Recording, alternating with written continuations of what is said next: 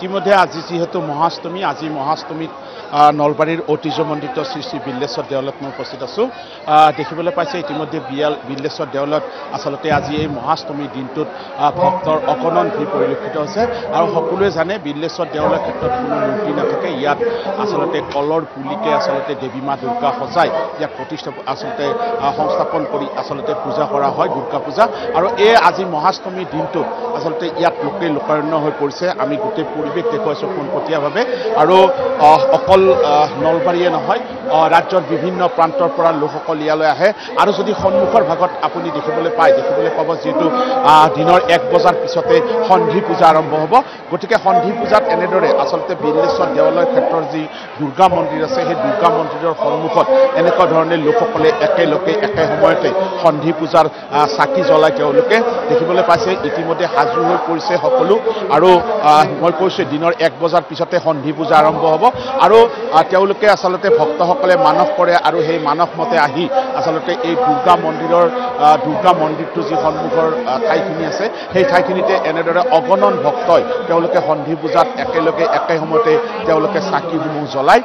মোৰ লগত দলৈ ডাঙৰীয়া আছে। এই বিল্লেশ্বৰ দেৱালয়ৰ ক্ষেত্ৰত মই কথা পাতিবলৈ চেষ্টা কৰিম।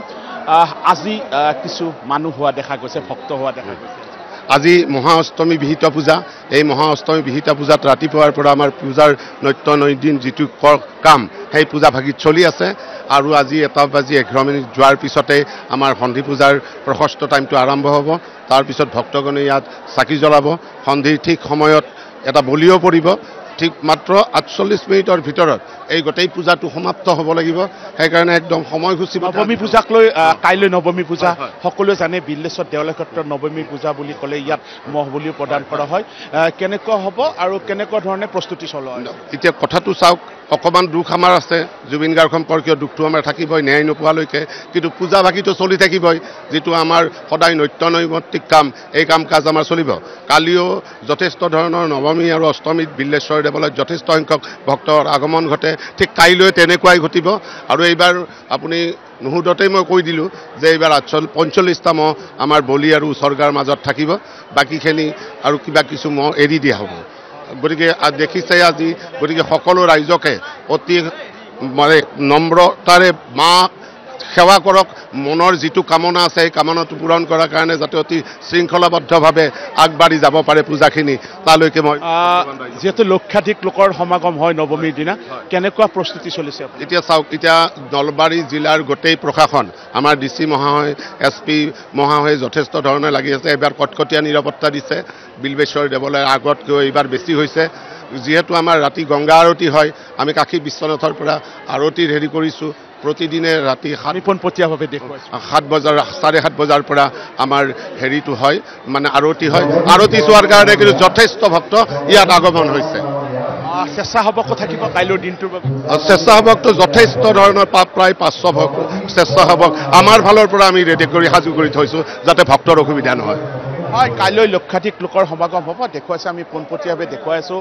এয়া হ'ল বিল্লেশ্বৰ দেৱালয় ক্ষেত্ৰ। আচলতে কিছু ভক্ত, যিহেতু আমাৰ প্ৰাণৰ শিল্পী জুবিন গাৰ্গৰ মৃত্যুৰ পিছত আচলতে পৰিৱেশটো এক গোমা পৰিৱেশ আছিলে। কিন্তু আজি এই মহাষ্টমীৰ দিনটোত আপুনি যদি কৃষ্ণই দেখুৱায়, এবাৰ যদি দীঘলীয়া শাৰীটো দেখুৱায় কৃষ্ণই, এবাৰ দীঘলীয়া শাৰীটো দেখুৱাব। ইতিমধ্যে মহাষ্টমীৰ দিনটোত আচলতে বিশেষকৈ যিহেতু মহাষ্টমীৰ দিনটোত আই মাতৃসকল বিশেষকৈ ওলাই আহে। গতিকে তেওঁলোকো এইবাৰো তাৰ পৰিৱৰ্তন হোৱা নাই। বিল্লেশ্বৰ দেৱালয়ৰ ক্ষেত্ৰত দেখা গৈছে ইয়াত লোকে লোকাৰণ্য আজিৰ দিনটোত। আৰু ইতিমধ্যে আমি উল্লেখ কৰিছোঁ কাইলৈ মহানৱমী, যিহেতু মহানৱমীৰ দিনা মহ বলি আৰু উচৰ্গা কৰা হয়, তাৰ বাবেও প্ৰস্তুতি সম্পূৰ্ণ হৈছে। 5 শতাধিক ইতিমধ্যে স্বেচ্ছাসেৱকক প্ৰশিক্ষণ দি সাজু কৰি তোলা হৈছে। আৰক্ষীৰ লোকসকল থাকিব। আৰু সকলোৱে আচলতে শৃংখলাবদ্ধভাৱে কালি নৱমীৰ দিনটো যাতে সুকলমে পাৰ হয়, তাৰ বাবে সকলোৱে ইয়াত ব্যস্ততা, আজিৰে পৰা ব্যস্ততা আৰম্ভ হোৱা পৰিলক্ষিত হৈছে। দেখিবলৈ পাইছে, মই কৈছোঁ আই মাতৃসকল আজিৰ দিনটোত, এই মহাষ্টমীৰ দিনটোত দুৰ্গা মন্দিৰলৈ ওলাই আহে, মা দুৰ্গাৰ ওচৰলৈ ওলাই আহে। তাৰ ব্যতিক্ৰম এইবাৰো ইয়াত আচলতে ব্যতিক্ৰম দেখা পোৱা নাই।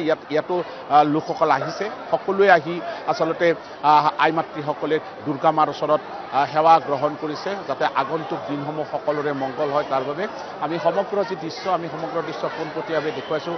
এয়া হ'ল এয়া হ'ল বেলশৰৰ ঐতিহ্যমণ্ডিত শ্ৰী শ্ৰী বিল্লেশ্বৰ দেৱালয় ক্ষেত্ৰৰ পৰা আমি সম্পূৰ্ণ পোনপটীয়াভাৱে আমি সমগ্ৰ পৰিৱেশ দেখুৱাইছোঁ আমি কথা পাতিবলৈ চেষ্টা কৰিম কাইলৈ মহানৱমীৰ প্ৰস্তুতি কেনেকুৱা হয় দাদা মহানৱমীৰ প্ৰস্তুতি প্ৰায় আমি সম্পূৰ্ণ কৰিছোঁ আমি ইতিমধ্যে যিখিনি ভক্তবান ৰাইজৰ মানস কৰি মহত ইয়াতে বলিদান আৰু উৎসৰ্গা দিছে সেইখিনি মহ আহি উপস্থিত হৈছে আৰু আমাৰ যিবিলাক পুৰোহিত আছে তেওঁলোকে মহখিনি একাধিক্ৰমে নাম্বাৰ দি সকলো মহখিনি ৰেডি কৰিছে স্বেচ্ছাসেৱক লাগিব বা আৰক্ষী প্ৰশাসন কেনেকুৱা ধৰণৰ নিৰাপত্তা ব্যৱস্থাটো কেনেকুৱা ধৰণে লোৱা হয় এইবাৰ ক'ব লাগিব আৰক্ষী প্ৰশাসনে যথেষ্ট সহায় কৰিছে আৰু যিখিনি লাগে আমাক আমাৰ ইয়াৰ জিলা আয়ুক্ত আৰক্ষী অধীক্ষকে খুব সহায় কৰিছে আৰু মন্দিৰ কমিটিৰ পৰা আমি প্ৰায় 300 ভলেণ্টিয়াৰ ৰেডি কৰিছোঁ ধন্যবাদ জনাইছোঁ আপোনাক আৰু এনেকুৱা ধৰণে আচলতে ঐতিহ্যমণ্ডিত বিল্লেশ্বৰ যি দেৱালয় ক্ষেত্ৰত দেখা গৈছে সম্পূৰ্ণ পূজাক লৈ